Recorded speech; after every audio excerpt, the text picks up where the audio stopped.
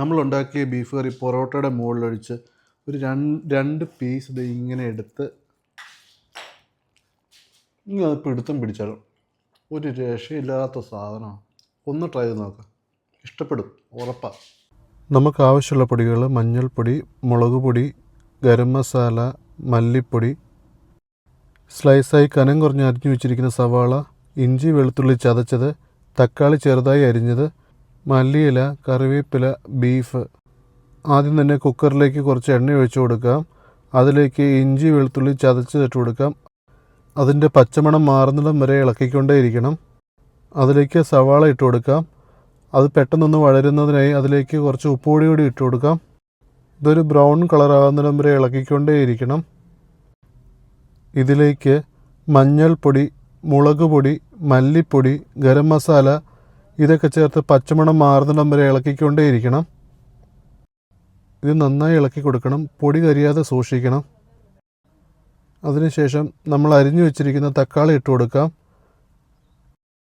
സവാള നന്നായി വേവുന്നതിനായി ഒരു 1/4 കപ്പ് ചൂടുവെള്ളം കൂടി ഒഴിച്ചു കൊടുക്കാം. സവാള വെന്ത് അലിയുന്നിടം വരെ ഇളക്കി കൊടുത്തുകൊണ്ടേയിരിക്കണം. അതിനുശേഷം നമ്മൾ കഴുകി വൃത്തിയാക്കി വെച്ചിരിക്കുന്ന ബീഫ് ഇട്ട് കൊടുക്കാം. ബീഫ് ഇട്ട് നന്നായി ഒന്ന് ഇളക്കി യോജിപ്പിക്കണം. ഈ സമയത്ത് ഉപ്പൊന്ന് ചെക്ക് ചെയ്യണം. ഉപ്പ് കുറവാണെങ്കിൽ ആവശ്യത്തിന് ഉപ്പിട്ട് കൊടുക്കാം. ഇതിൽ വെള്ളമൊന്നും ഒഴിച്ചു കൊടുക്കരുത്, ബീഫിൽ നിന്ന് വെള്ളം ഇറങ്ങും. ഈ സമയത്ത് കുറച്ച് പച്ച കരിവേപ്പില കൂടി ഇട്ട് കൊടുക്കണം. ഒരു 10 മിനിറ്റ് തുറന്ന് വെച്ചൊന്ന് വേവിക്കാം. അതിനുശേഷം കുക്കറടച്ച് ബീഫ് നന്നായി വേവിച്ചെടുക്കാം. വെന്ത ബീഫ് ഞാനൊരു ഉരുളിയിലേക്ക് മാറ്റിയിട്ടുണ്ട്. ഇതിലേക്ക് കുറച്ച് കുരുമുളക് പൊടിയും കുറച്ച് ഗരം മസാല ഇട്ടൊന്ന് ഇളക്കി കൊടുക്കാം.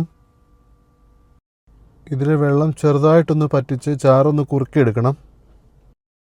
അവസാനമായി ഇതിലേക്ക് കുറച്ച് മല്ലിയില ഇട്ട് കൊടുക്കാം. ഇത് നമുക്കൊരു 15 മിനിറ്റ് കൂടി ഒന്ന് അടച്ചു വെച്ചൊന്ന് വേവിക്കണം. അങ്ങനെ നമ്മുടെ ബീഫ് റെഡിയായിട്ടുണ്ട്. ഇത് നിങ്ങളൊന്ന് ട്രൈ ചെയ്ത് നോക്കണം, നിങ്ങൾക്ക് ഇഷ്ടപ്പെടുമെന്ന് വിശ്വസിക്കുന്നു. ഹലോ, എൻ്റെ പേര് ബെൻ. എൻ്റെ പുതിയ യൂട്യൂബ് ചാനലിലേക്ക് എല്ലാവർക്കും സ്വാഗതം. നമ്മളിന്നിവിടെ പ്രിപ്പയർ ചെയ്തിരിക്കുന്നത് ഒരു നാടൻ സ്റ്റൈൽ ഒരു ബീഫ് കറിയാണ്. നമ്മുടെ ചായക്കടകളിലും ഹോട്ടലുകളിലും കിട്ടിക്കൊണ്ടിരുന്ന ടൈപ്പ് ഒരു ബീഫ് കറിയാണ്. ഇത് നമുക്ക് അപ്പത്തിൻ്റെ കൂടെയും ചപ്പാത്തിയുടെ കൂടെയും പൊറോട്ടയുടെ കൂടെയൊക്കെ കഴിക്കാൻ നല്ല സൂപ്പർ ടേസ്റ്റുള്ളൊരു സാധനമാണ്. നിങ്ങളൊന്ന് ട്രൈ ചെയ്ത് നോക്കണം. എൻ്റെ ചാനൽ ഇഷ്ടപ്പെട്ടെങ്കിൽ ലൈക്ക് ചെയ്യാനും സബ്സ്ക്രൈബ് ചെയ്യാനും മറക്കരുത്.